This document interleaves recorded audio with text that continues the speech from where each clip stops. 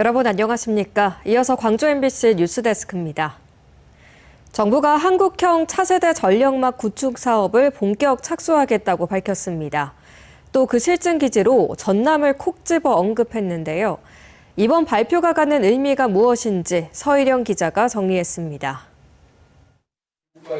정부가 발표한 한국형 차세대 전력망, 이른바 마이크로그리드의 핵심은 한마디로 지능화입니다. 대형 발전기에서 일괄적으로 전국 수요처로 전달되는 구조였던 기존 전력망.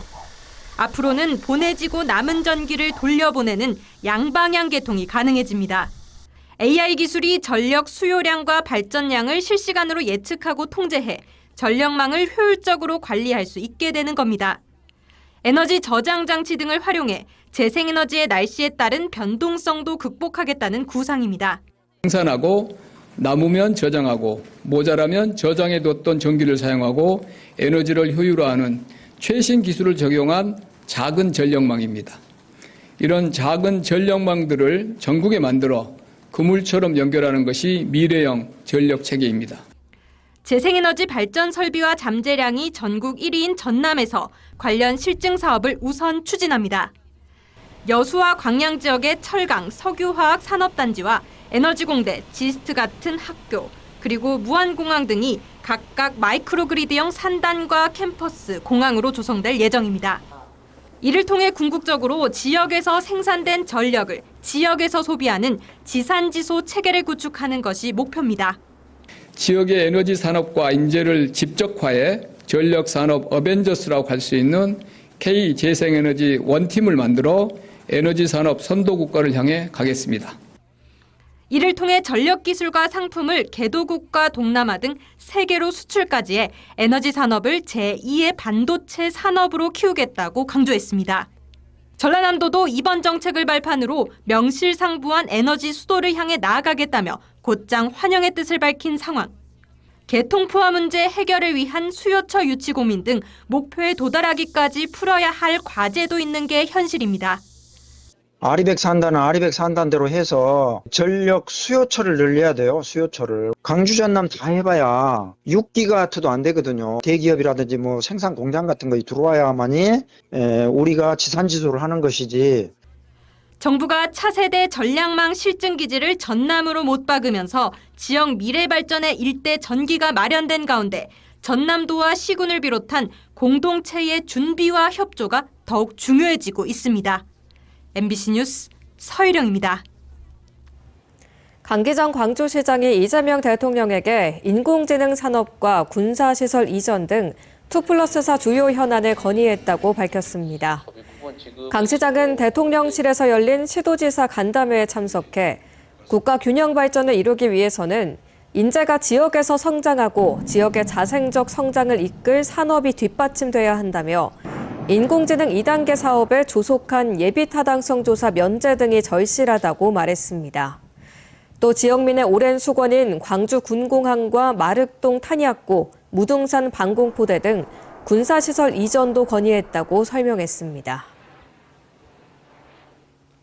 후반기 의장 선출 과정부터 잡음이 많았던 광주시 의회가 최근엔 예산결산 특별위원회 구성 논란으로 소속 위원들이 총사퇴했습니다.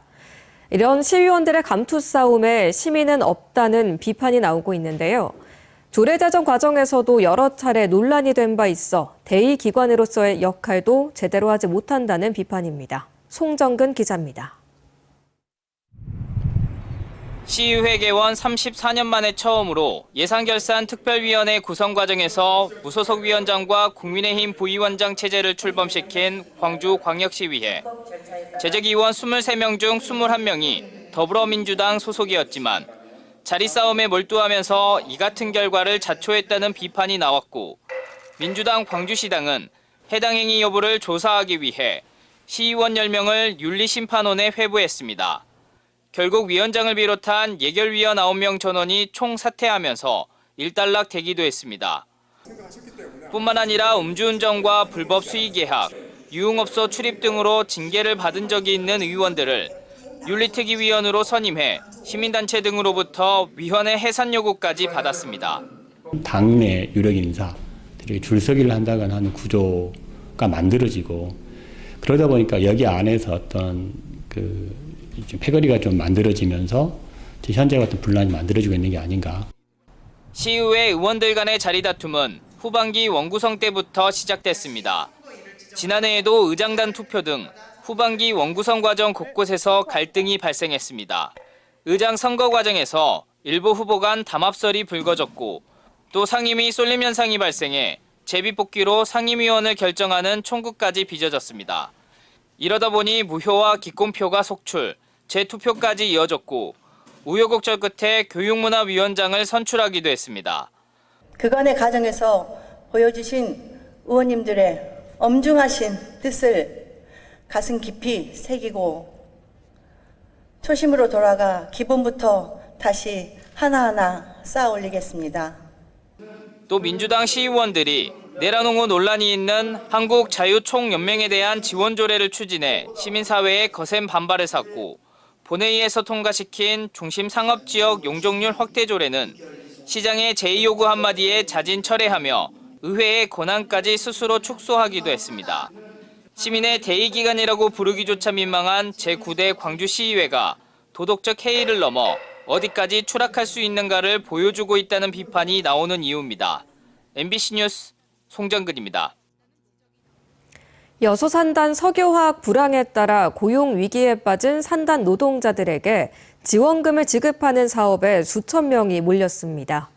일감이 줄어든 상황에서 숨통이 트일 거라는 기대도 컸지만 막상 현장에는 혼란과 불만으로 가득했습니다. 최왕지 기자가 취재했습니다. 주차장의 시작과 끝을 알 수 없는 긴 줄이 생겼습니다. 빽빽한 인파 사이로 자동차가 비집고 지나갑니다.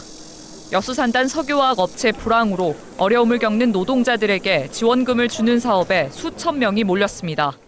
여수산단 쪽에 이렇게 일이 없다 보니까 놀고 있는 사람이 많은데 아무래도 도움이 되겠죠. 이번 사업은 전남도가 고용노동부 공모에 선정되며 국비를 확보해 추진했습니다. 산단 내 일용직 노동자에겐 150만 원, 재직자에겐 40만 원이 지급됩니다. 4,600여 명에게 선착순으로 지급하다 보니 어제 저녁부터 이렇게 긴 줄이 늘어섰습니다. 여수 시민이나 아니면 여기 공단에서 근무하시는 직원분들이 다 좀 혜택을 받을 수 있는, 좀 적게 받더라도 다 받을 수 있게끔 하면 좀 어땠을까라는 생각. 현장 접수만 가능했던 데다 일용직과 실직자의 규모를 제대로 예측하지 못해 예상보다 훨씬 많은 인파가 몰렸습니다. 폭염 속 그늘 하나 없는 주차장에서 순번을 기다리던 노동자들이 결국 발길을 돌리는 등 현장 불만이 쏟아졌습니다. 선착순으로 주겠다. 그러니까 사람들이 몰리잖아요. 지금 날씨 더운데 대학교에서 2시간, 3시간 서 있는 게 말이 안 되잖아요. 온열 질환자가 나올 새라 소방 살수차도 투입됐습니다. 4,580명을 지원하는 사업은 신청 접수 반나절도 안 돼 정원을 초과했습니다. 상당히 지금 우리 예측한 어떤 인원보다도 많이 몰려서 앞으로 이 사업을 확대하든지 또 이런 어떤 사항들을 이제 정부에서 이렇게 좀 보고. 이번 고용지원금 지급 예산은 모두 52억 원. 정작 해당 자치단체인 여수시의 재정 없이 전액 국도비로 충당한 데다 실직자 규모도 제대로 파악하지 못하면서 지원금 지급 첫날부터 위기에 빠진 노동자들을 돕기 위한 취지를 제대로 살리지 못했습니다. MBC 뉴스 최양지입니다. 폭염이 계속되면서 지역 관광 산업에도 비상이 걸렸습니다. 관광객이 감소하는 등 이제는 여름 특수가 옛말이 돼가고 있는 건데요. 보도에 김영찬 기자입니다. 전남의 대표 관광지인 담양 중록원. 때약볕을 피하기 위해 울창한 대나무숲 그늘 아래 서보기도 하고 손에 선풍기도 들었지만 땀은 줄줄 흐릅니다. 35도가 넘는 날씨에 관광객들은 결국 발길을 돌립니다. 너무 더우니까 중도에 다 돌지도 못하고 포기할 정도로 이게 날이 너무 폭염이고 더운 것 같습니다. 그래서 또 가을이나 그때쯤 다시 한번 오고 싶은 마음이 간절. 밖에서 활동하는 게 더 좋아? 안에서 활동하는 게 더 좋아? 안에. 극한 호우에 이어 연일 계속되는 폭염까지 더해지면서 7월 한 달간 담양을 찾는 관광객 수는 지난해와 비교했을 때 15%가량 감소했습니다. 덩달아 지역 상권도 타격을 입었습니다. 폭염이 와서 매출이 지금 30% 정도 절감이 되고 있는데 올해는 좀 기대를 했거든요. 근데 아무래도 덥다 보니까 전혀 매출이 오르지가 않고 있어요. 올해 1000만 관광을 목표로 관광산업 활성화에 나선 장성군은 지독한 폭염이 걸림돌이 됐습니다. 지난 3월부터 봄 축제로 성황을 이뤘지만 폭염이 시작된 7월부터는 관광객의 발길이 줄어들고 있기 때문입니다. 돌파구를 찾기 위해 물놀이장을 새로 짓고 여름 축제를 늘리는 등 안간힘을 쓰고 있습니다. 우리 장성군은 바다가 없기 때문에 여러 가지 물놀이 시설을 준비하고 있습니다. 저녁에 야간 공연과 함께 연계해서 시원한 여름밤을 지낼 수 있도록 여러 가지 축제를 준비하고 있습니다. 바다가 있는 전남의 일선시군도 폭염으로 관광객이 감소하고 있기는 마찬가지. 길어지는 폭염의 여름철 특수는 이젠 엔말이 돼가고 있습니다. MBC 뉴스 김영창입니다. 국립아시아문화전당의 대표 음악축제인 월드뮤직 페스티벌이 개관 10주년을 맞아 엑스뮤직 페스티벌이라는 새로운 이름으로 펼쳐집니다. 혁신을 뜻하는 이름처럼 국경과 장르를 넘나드는 현대음악의 최전선을 관객들에게 선보일 예정인데요. 어떤 음악들이 축제를 채울지 박수인 기자가 미리 보여드립니다.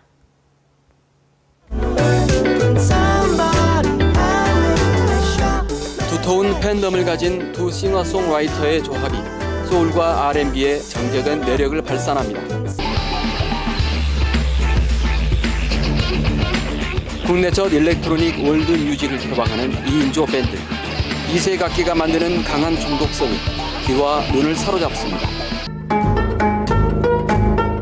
가야금으로 국경과 장르의 벽을 무너뜨리고 있는 김도현 퀸텟. 무속의 영역을 현대음악으로 확장한 육사 크사나가 새로운 실험을 펼쳐 보입니다. 이지 또는 혁신을 뜻하는 엑스뮤직은 국경과 장르의 경계를 거부합니다. 전통과 현대를 넘나들고 감성과 실험이 교차하는 현대음악의 최전선에서 음악 안에 모든 걸 갈아 넣은 아티스트들이 축제 무대를 채웁니다. 자기 일상이 지루해서 좀 젊음의 혁신적인 에너지를 갖다가 이렇게 접속하고 싶으신 분들 그런 분들이 오시면 아마 깜짝 놀랄 만한 그리고 신선한 에너지를 충전하실 수 있을 거라고 생각합니다. 레게 음악으로 그래미상을 수상한 카바카 피라미드를 비롯해 해외 음악가들의 라인업도 한층 화려해졌습니다. 국내외 10여 개 팀의 아티스트들이 음악적 경계를 허무는 개막 공연은 축제의 새로운 출발을 선언하는 특별한 무대입니다. 광주의 새로운 브랜드를 목표로 하는 엑스뮤직 페스티벌은 오는 29일부터 사흘 동안 국립아시아문화전당에서 관객들을 만납니다. MBC 뉴스 박수인입니다. 교육부가 광주시교육청 신청사 건립에 대해 사업비 증액 등이 필요하다고 판단해 재검토 결정을 내렸습니다. 광주시교육청은 교육부가 최근 열린 심사위원회에서 계획 구체화와 사업비 재검토 등을 요구하며 재검토를 결정했다고 밝혔습니다. 교육부는 주차장과 직원 복지시설 예산이 부족해 예산을 다시 제출해야 한다는 의견을 제시한 것으로 알려졌습니다.